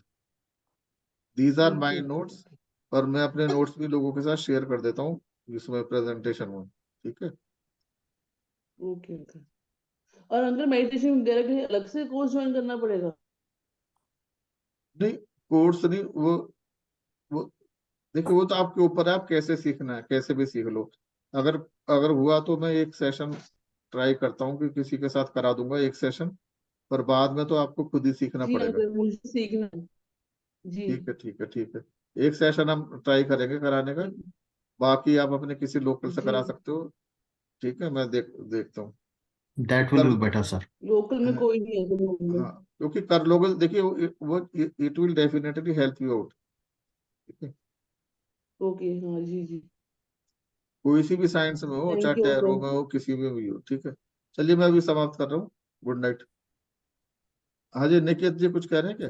सर मैं कह रहा हूँ कि अगर आपको मेडिटेशन के लिए करना है तो I can help in that way, because मैं आप मेडिटेशन कराते हैं? मेडिटेशन सर मैं, क्योंकि मैं क्रिस्टल हीलिंग सिखाता हूँ हाँ तो उसके अंदर हम लोग मेडिटेशन से ही ड्राइव करते हैं। हाँ, तो मेडिटेशन में ध्यान कैसे लगाते हैं, वो सब टेक्निक्स हैं आपके पास? हाँ वो उसके लिए सर मैं एक ग्रुप में एक ट्यून शेयर कर दूंगा, अगर 15 to 20 मिनट्स उसके ऊपर वो लोग करेंगे, मैं उसको ड्राइव भी करा सकता हूँ, I can do one session slowly. चलिए चलिए चलिए, प्लान कर लेंगे, कोई दिक्कत नहीं है। ठीक है, थैंक यू सो मच ठीक है, ठीक है, ठीक है निकेत जी, थैंक यू। ठीक है, ओके जी, okay, good night sir. Good night, good night.